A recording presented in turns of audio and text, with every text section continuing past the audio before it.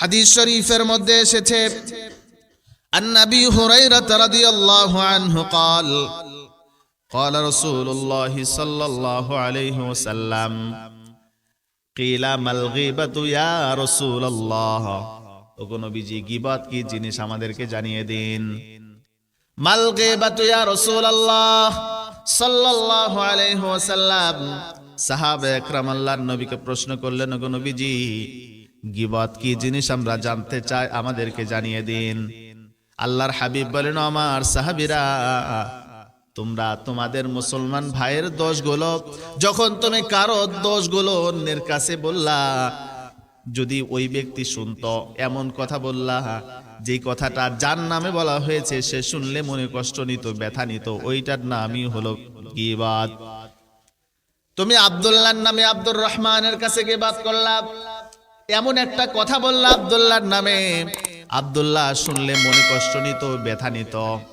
আল্লাহর হাবিব বলেন এইটার নামই হলো গীবত। আল্লাহর হাবিব বলেন যিকরুকা আখাকা বিমা ইয়াকরা, এমন কোন কথা বললা যে কথা শুনলে সে মনে কষ্ট নিত। সাহাবা একরাম আবার প্রশ্ন করলেন, ইন কানা ফি আখি মা আকুলু ইয়া রাসূলুল্লাহ সাল্লাল্লাহু আলাইহি ওয়াসাল্লাম, ওগো নবীজি আমরা যার নামে গীবত করলাম, সমালোচনা করলাম, যার নামে আমি গীবত করলাম, ওই দোষটা যদি তার মধ্যে বিদ্যমান থাকে, তার মধ্যে থাকে, তাহলেও কি সেটা গীবত হবে নাকি? আল্লাহর হাবিব বলেন, আমার সাহাবীরা তোমরা যার নামে গীবত করলা বা দোষ চর্চা করলা, ওই দোষটা যদি ওই ব্যক্তির মাঝে থাকে তাহলে সেটার নাম হলো গীবত। আর যদি তার কাছে ওই দোষটা অপরাধটা বিদ্যমান না থাকে তাহলে যেন তার ব্যাপারে তুমি চগলখড়ি করলা, অপবাদ দিলা। গীবতের এতটা মারাত্মক গুনাহ। আল্লাহর হাবিব বলেন, কোন মানুষ যদি কারোর নামে গীবত করে, ওই ব্যক্তির কাছে যদি অপরাধটা থাকে তাহলেই সেটার নাম গীবত। আর যদি অপরাধটা তার মাঝে না থাকে, আল্লাহর হাবিব বলেন তাহলে তুমি যেন তার নামে চগলখড়ি করলাম, মিথ্যা অপবাদ দিলাম। মিথ্যা অপবাদ এতটা মারাত্মক গুনাহ, এতটা ভয়ঙ্কর গুনাহ মিথ্যা অপবাদ দেওয়া। আল্লাহর হাবিব বলেন মিথ্যা অপবাদের দুইটা শাস্তি। এক নম্বর শাস্তি, আল্লাহর হাবিব বলেন আমি যখন মেরাজে গেলাম, জিবরিল আমিন আমাকে যখন বুরাকে করে মেরাজে নিয়ে গেলেন, আল্লাহ রাব্বুল আলামিনের হুকুমে আমাকে জান্নাত দেখানো হচ্ছিল, আল্লাহ রাব্বুল আলামিনের হুকুমে আমাকে জাহান্নাম দেখানো হচ্ছিল। আমি যখন জাহান্নামের পাশ দিয়ে হেঁটে যাচ্ছিলাম, এমন এক শ্রেণীর মানুষদেরকে আমাকে দেখানো হইল যাদের হাতের নখগুলো হলো লোহার, যাদের হাতের নখগুলো হলো লোহার। এই লোহার আঙ্গুলগুলো দিয়ে তাদের মুখগুলো খামসাইতেছে, চওয়ালের গোশতগুলো তারা খামসিয়ে নিজেরাই খাইতেছে। এতটা ভয়ঙ্কর আযাব তাদেরকে দেওয়া হচ্ছে, এতটা ভয়ঙ্কর ভাবে চিৎকার তারা করছে।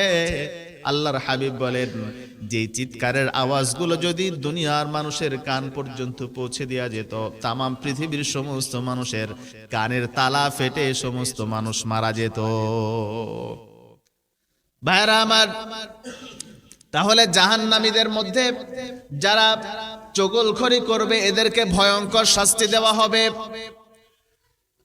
আল্লাহর হাবিব বলেন দুই নম্বর শাস্তি, কোন মানুষ যদি অন্যের নামে চগলখড়ি করে, অন্যের নামে মিথ্যা অপবাদ দেয়, আল্লাহ রাব্বুল আলামিন দুনিয়াতে তাকে লাঞ্ছিত করবেন, অপমানিত করবেন। দুনিয়ার মধ্যে আল্লাহ রাব্বুল আলামিন তাকে অপমানিত করবেন, লাঞ্ছিত করবেন। তাহলে চগলখড়ি যেই ব্যক্তি করবে, আল্লাহ রাব্বুল আলামিন তাকে দুইটা শাস্তি দিবেন। এক নম্বর শাস্তি আখিরাতে, দুই নম্বর শাস্তি হলো দুনিয়াতে। আখিরাতে ভয়ঙ্কর শাস্তি আছে, আর দুনিয়ার মধ্যে আল্লাহ রাব্বুল আলামিন ততদিন পর্যন্ত তাকে মৃত্যু দিবেন না যতদিন পর্যন্ত আল্লাহ রাব্বুল আলামিন দুনিয়ার মানুষের সামনে তাকে লাঞ্ছিত না করবেন, অপমানিত না করবেন।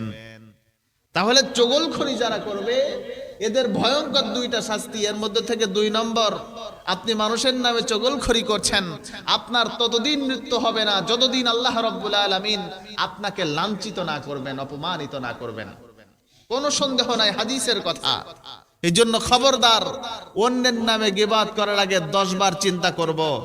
আমি যদি অন্যের নামে গীবাত করি, আল্লাহর হাবিব বলেন আল্লাহ তাআলার কাছে কান্না করতে করতে চোখ দিয়ে রক্ত বের করলেও আল্লাহ তাআলা মাফ করবেন না।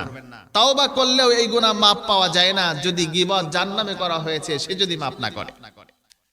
ভাইরা আমার, আল্লাহর হাবিব জনাবে মুহাম্মদুর রাসূলুল্লাহ সাল্লাল্লাহু আলাইহি ওয়াসাল্লাম বলেন, গীবত সাধারণত মানুষ 4টি মাধ্যমে করে থাকে।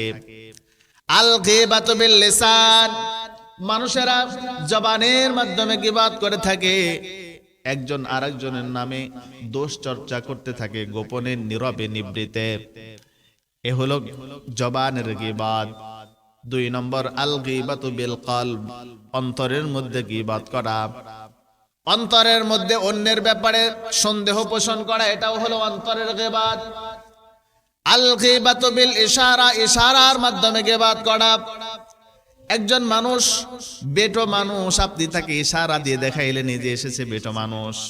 আল্লাহর হাবিবের সহধর্মিনী আম্মাজান হযরতে আয়েশা রাদিয়াল্লাহু তাআলা আনহা বলেন, একদিন আল্লাহর হাবিব আমার ঘরের মধ্যে অবস্থান করছেন। আমার ঘরের মধ্যে তিনার পালা ছিল, আমার ঘরে আছেন। হঠাৎ করে একজন মহিলা সাহাবী আমার ঘরে এসে উপস্থিত হইল। আমি আল্লাহর পয়গম্বরকে ইশারা দিয়ে দেখাইলাম, ওগো আল্লাহর হাবিব, দেখুন আমাদের ঘরে একজন বেটো মহিলা এসে উপস্থিত হয়েছে। সাথে সাথে আল্লাহর নবী আমাকে ধমক দিয়ে বললেন, ও আমার আয়েশা, ও আমার বিবি, তুমি কিন্তু গীবত করেছো, এটা কিন্তু ইশারার গীবত হয়েছে। খবরদার, গীবতের গুনাহ এতটা মারাত্মক, তুমি যার নামে গীবত করলা তার বদ আমলগুলো তোমার কাছে এসে গেল, আর তোমার ভালো আমলগুলো তার কাছে চলে গেল। এজন্য ভয়ঙ্কর গুনাহের নাম হলো গীবত। আল্লাহর হাবিব বলেন ইশারার মাধ্যমেও গীবত হয়। 4 নম্বর আল গীবাতু বিল কিতাব, লেখালেখির মাধ্যমেও গীবত হয়। আজকে ফেসবুকের মধ্যে অন্যের নামে আপনি সমালোচনা করলেন, ফেসবুকের মধ্যে অন্যের নামে গীবত লিখে দিলেন, অন্যের দোষগুলো ফেসবুকের মধ্যে লিখে দিলেন, এটা হলো আল গীবাতু বিল কিতাব, লেখালেখির মাধ্যমে গীবত করা। এজন্য খবরদার মুসলমান, মানুষেরা সাধারণত 4টি মাধ্যমে গীবত করে থাকে। আল গীবাতু বিল লিসান, জবানের মাধ্যমে গীবত করা। 2 নম্বর আল গীবাতু বিল কলব, অন্তরের মাধ্যমে গীবত করা। অন্যের ব্যাপারে অন্তরের মধ্যে সন্দেহ পোষণ করা, এটা হলো অন্তরের গীবত। আল গীবাতু বিল ইশারা, ইশারার মাধ্যমে গীবত করা। আল গীবাতু বিল কিতাব, লেখালেখির মাধ্যমে গীবত করা। ফেসবুকের মধ্যে লেখার মাধ্যমে গীবত করা, কিতাবের মধ্যে লেখার মাধ্যমে গীবত করা, অন্যের কাছে চিঠি লেখার মাধ্যমে গীবত করা। তাহলে গীবত সাধারণত 4টি মাধ্যমে মানুষে করে থাকে। গীবতের গুনাহ কতটা মারাত্মক, আল্লাহর হাবিব বলেন আল গীবাতু আশাদ্দু মিনাজ জিনা, গীবত এতটা মারাত্মক গুনাহ, এতটা ভয়ঙ্কর গুনাহ। জিনা করা আর কতটুকু গুনাহ, জিনাহের চাইতেও আরো বড় মারাত্মক গুনাহের নাম হলো গীবত। তাহলে গীবত জিনাহের চাইতেও মারাত্মক গুনাহ, আল্লাহর রাসূলের কথা। আল গীবাতু আশাদ্দু মিনাজ জিনা, গীবত জিনার চাইতেও মারাত্মক গুনাহ, অপকর্মের চাইতেও মারাত্মক গুনাহ। এখন চিন্তা করেন, আমরা প্রতিনিয়ত এই গুনাহের সাথে শামিল রয়েছি, আমরা সব সময় এই গুনাহের সাথে জড়িত রয়েছি। নামাজ পড়ি আবার অন্যের নামে গীবত করি, আছে না নাই বলেন? এই গুনাহকে এতটা তুচ্ছ মনে করছি আমরা, এটা কি গুনাহ মনে করছি না। অথচ রাসূল বললেন আল গীবাতু আশাদ্দু মিনাজ জিনা, গীবত করা জিনাহের চাইতেও মারাত্মক গুনাহ। অথচ মাদ্রাসার মধ্যে চাকরি করে হুজুর মানুষের পরও গীবত করে, মসজিদের সামনের কাতারে এসে নামাজ পড়ে, দাড়িগুলো সাদা হয়ে গিয়েছে, মানুষের নামে গীবত করে, আছে না নাই বলেন? এই সংখ্যা কম নয়, অধিক। শতকরা 80% মানুষ সমাজের মধ্যে এই গীবত নামক ভয়াবহ মারাত্মক গুনাহের মধ্যে শামিল রয়েছে। এই জন্য মুসল্লি ভাইদের কাছে বলবো, কেউ যদি আপনার কাছে অন্যের নামে গীবত করতে আসে, সাথে সাথে থামিয়ে দিবেন। তুমিও একসময় হতে পারে আমার নামে গীবত করবে, এটা তোমার স্বভাব। মনে রাখবেন, যারা গীবত করে এদের মতো নিকৃষ্ট মানুষ আর কেউ হতে পারে না, যারা অন্যের দোষ চর্চা করে। আল্লাহর হাবিব বলেন আল গীবাতু আশাদ্দু মিনাজ জিনা, গীবত হলো জিনার চাইতেও মারাত্মক গুনাহ, গীবত হলো জিনার চাইতেও ভয়ঙ্কর গুনাহ। হাদিস শরীফ আল্লাহ রাব্বুল আলামিন বলেন, আইয়ুহিব্বু আহাদুকুম আইয়াকুলা লাহমা আখিহি মাইতান ফাকারিহতুমুহু ওয়াত্তাকুল্লাহ। আল্লাহ রাব্বুল আলামিন কোরআনুল কারীমের মধ্যে বলেন, তোমরা কি তোমাদের নিজের ভাইয়ের গোশত খাইতে পছন্দ করবে নাকি? তোমরা কি তোমাদের মৃত ভাইয়ের গোশত খাইতে পছন্দ করবে? এটা কোনো মানুষ পছন্দ করবে না, বরদাস্ত করবে না, মেনে নিতে পারবে না। আল্লাহ রাব্বুল আলামিন বলেন, একজন মুসলমান আরেকজন মুসলমান ভাইয়ের নামে গীবত করা, এটা আপন মরা ভাইয়ের শরীরের গোশতগুলো চিবিয়ে খাওয়ার চাইতেও মারাত্মক গুনাহ। তাহলে বোঝা গেল আপন ভাইয়ের, মৃত ভাইয়ের শরীরের গোশতগুলো খাওয়ার চাইতেও মারাত্মক গুনাহের নাম হলো গীবত করা। এজন্য মুসলমান, আল্লাহর হাবিব বলেন, মান সাতারা মুসলিমান সাতারাল্লাহু ফিদ দুনিয়া ওয়াল আখিরাহ। কোন মানুষ যদি কোনো মুসলমান ভাইয়ের দোষ গোপন রাখে, কোন মুসলমান ভাইয়ের যদি অপরাধগুলো গোপন রাখে, কারোর কাছে প্রকাশ না করে, আল্লাহ রাব্বুল আলামিন দুনিয়াতেও তার দোষ গোপন রাখবেন। কিয়ামতের ময়দানে আল্লাহ তাআলা তার দোষগুলোকে গোপন রেখে আল্লাহ তাআলা তিনার জান্নাতের মেহমান বানিয়ে দিবেন। কোন মানুষ যদি কারোর দোষ গোপন রাখে, জানার পরে অন্যকে বলল না, হজম করলো, ভিতরে রেখে দিল, আল্লাহর হাবিব বলেন, মান সাতারা মুসলিমান সাতারাল্লাহু ফিদ দুনিয়া ওয়াল আখিরাহ। আল্লাহ তাআলা দুনিয়াতেও তার দোষগুলোকে গোপন রাখবেন, তার অপরাধগুলোকে গোপন রাখবেন, আর কিয়ামতের ময়দানে তার অপরাধগুলোকে আল্লাহ গোপন রেখে আল্লাহ তাআলা চির শান্তির জায়গা জান্নাত নামক মহা সুখের জায়গাটাকে আল্লাহ তাআলা তাকে হাদিয়া দিবেন। আর কোন মানুষ যদি অন্যের দোষ চর্চা করে, গীবত করে, সমালোচনা করে, আল্লাহর হাবিব বলেন, আল্লাহ রাব্বুল আলামিন তাকে দুনিয়াতেও লাঞ্ছিত করবেন, আখিরাতেও লাঞ্ছিত করবেন। আল্লাহ তাআলা এই গীবতের গুনাহ এতটা মারাত্মক গুনাহ, তওবা করলেও আল্লাহ মাফ করেন না। যদি গীবত যার নামে করা হয়েছে ওই ব্যক্তি ক্ষমা না করে, তার কারণ এটা হলো বান্দার হক। ভাইরা আমার, গীবত এতটা মারাত্মক গুনাহ, অথচ আজকে সমাজের মানুষ এই গীবতের সাথে জড়িত। আজকে আমাদের দেশের মানুষ এই গীবতের সাথে জড়িত। মসজিদে এসে আমরা নামাজ পড়ি, এরপরও গীবতের সাথে আমরা নিজেরা জড়িত রয়েছি।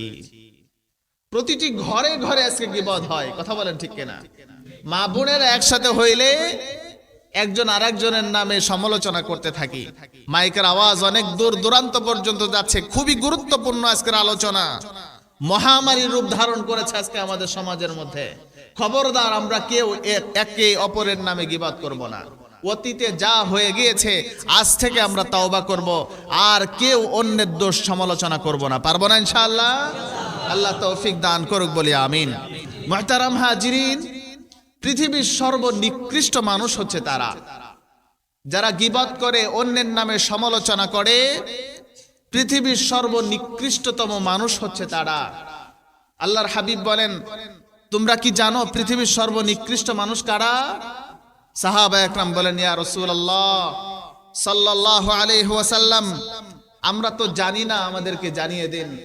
আল্লাহর হাবিব বলেন, আমার সাহাবীরা তোমরা জেনে রাখো, পৃথিবীর সর্বনিকৃষ্ট মানুষ হচ্ছে তারা, পৃথিবীর সবচেয়ে পাপিষ্ঠ মানুষ হচ্ছে তারা যারা অন্যের নামে গীবত করে। ইন্না শাররান নাসা যুল ওয়াজহাইন আল্লাযী হাউলাই বিওয়াজহিন ওয়া হাউলাই বিওয়াজহিন। আল্লাহর হাবিব বলেন, পৃথিবীর সর্বনিকৃষ্ট মানুষ হচ্ছে তারা যারা দুমুখ মানুষ। কার কথা? আল্লাহর হাবিবের কথা। ইন্না শাররান নাসা যুল ওয়াজহাইন আল্লাযী হাউলাই বিওয়াজহিন ওয়া হাউলাই বিওয়াজহিন। আল্লাহর পয়গম্বর বলেন, পৃথিবীর সর্বনিকৃষ্ট পাপিষ্ঠতম মানুষ হচ্ছে তারা যারা দুমুখ মানুষ। অর্থাৎ আপনার সামনে যখন আসবে সুন্দর করে একটা হাসি দিয়ে কথা বলবে, আবার আপনার পিছনে যখন যাবে আপনার নামে সমালোচনা করবে। সমাজে এমন মানুষ আছে না নাই বলেন?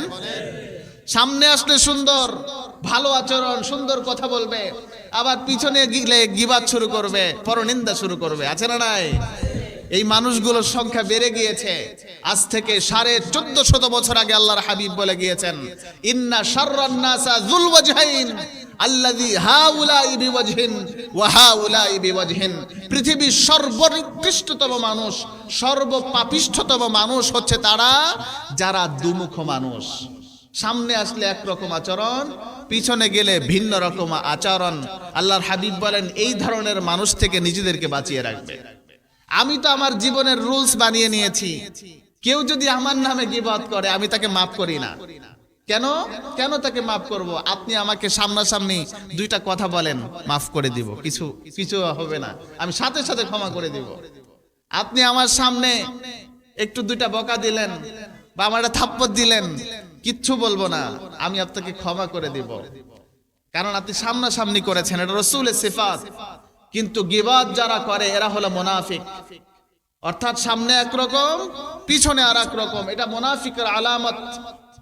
অর্থাৎ মুনাফিকেরা সামনে একরকম থাকবে, পিছনে অন্যরকম থাকবে। মদিনার মধ্যে কিছু মুনাফিক ছিল, যখন মুসলমানদের সাথে একত্রিত হইতো, যখন আল্লাহর নবী এবং সাহাবীদের সাথে একত্রিত হইতো, তখন বলতো আমরা তো আপনাদের সাথেই আছি।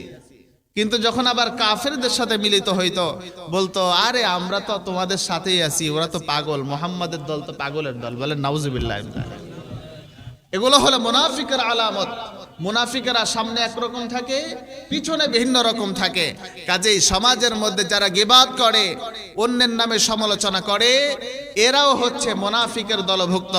কাজে আমি তাদেরকে মাফ করি না। কেন মাফ করব? তার সওয়াবগুলো আমার কাছে এসে যাচ্ছে, আমার গুনাহগুলো তার কাছে চলে যাচ্ছে।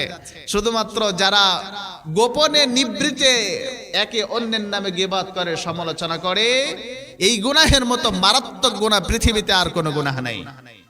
পৃথিবীতে এমন একটা গুনাহ দেখাইতে পারবেন না যেই গুনাহগুলো করার কারণে আমল নামা ট্রান্সফার হয়ে যায়।